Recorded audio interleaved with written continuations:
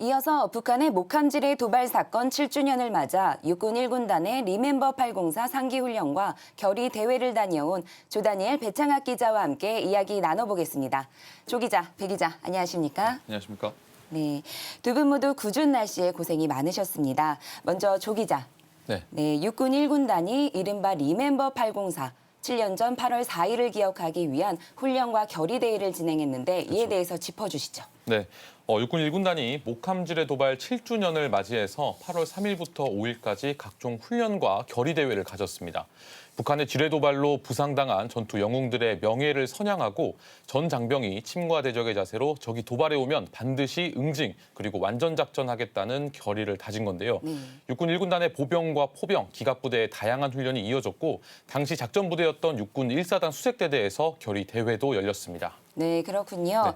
그리고 이어서 배 기자, 자주포 사격과 전소련군 등 다양한 훈련 현장을 직접 다녀오셨는데 이 밖에도 군단 작전 지역 곳곳에서 동시 훈련이 진행됐다고 들었습니다. 어땠습니까? 네, 이 말씀 주신 것처럼 군단 곳곳에서 훈련이 진행됐습니다. 네. 특히 지난 4일 자주포 사격 훈련이 진행됐던 같은 시간대 16전차대대가 경기도 양주시에 위치한 노야산 훈련장에서 K1A1 전차포 사격 훈련을 실시했습니다. 이 15대 전차는 쏟아지는 빗줄기를 이겨내며 연신 불을 내뿜었습니다. 부대는 모두 28발의 포탄을 쏟아내며 강력한 전투력을 과시했습니다. 네, 다양한 훈련들 가운데 GOP와 강한 경계 철책을 따라 걷는 200km 전술행군이 가장 고난도 훈련으로 손꼽혔다고 들었습니다. 현장 분위기는 어땠습니까? 네, 이 흑표범 부대 장병 70여 명이 참가한 200km 전술 행군 훈련은 4박 5일간 이어졌습니다. GOP와 강한 경계 철책 등 험지를 오르내리다 보니까 모두가 지친 기색이었는데요. 하지만 하나의 해프닝을 계기로 힘을 얻어 무사히 완주할 수 있었습니다. 바로 광그물 해프닝입니다. 광그물 해프닝이요? 네, 이 광그물 해프닝이라는 것이 이 행군하던 흑표범 부대 장병들이 철책의 광그물, 즉 광망을 스치는 일이 있었습니다. 그때마다 양주, 파주 등 군단 작전 지역을 지키는 장병들이 완전 군장을 하고 이 신속 정확하게 출동을 했습니다. 최상의 전투 대비 태세로 국가와 국민을 지키기 위해 최전방에서 고군분투하는 이 모습을 보면서 힘을 얻게 된 것인데요. 이 일을 계기로 장병들은 힘을 얻어 200km 전술 행군을 성공적으로 마쳤습니다. 네, 결의대회도 살펴보겠습니다.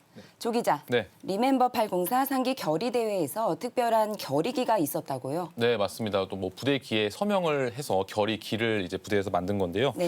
앞선 리포트에도 소개를 했는데 이 리멤버 804 완전작전 응원 결의기입니다. 육군 1군단 주요 지휘관들의 결의 다짐 서명과 7년 전 전투 영웅들의 응원 메시지가 담겼습니다. 대표적으로 육군 1군단장은 단호한 응징과 전우의 생명을 반드시 지킨다는 서명을 남겼고 하재현 예비역 중사는 7년간 잊지 않고 기억해줘서 감사하다는 메시지도 남겼는데요. 이 밖에도 아직 현역으로 복무하고 있는 김정원 중사는 최전방 1사단 수색대대 제 마음은 언제나 그곳에라는 메시지를 남기면서 감동도 자아냈습니다. 네, 두 분 말씀 모두 잘 들었습니다. 7년 전 목함지뢰 도발 사건을 기억하기 위한 육군 1군단의 상기 훈련과 결의 대회 진행은 우리 군의 사명감을 높이고 장병들의 사기를 진작시키는 데 큰 역할을 했다고 볼 수 있습니다. 도발 사건에 목숨을 바쳐 대응하는 우리 군의 강인함 덕분에 오늘도 안전한 대한민국을 유지할 수 있는 것 같습니다. 지금까지 조다니엘 배창학 기자였습니다. 감사합니다.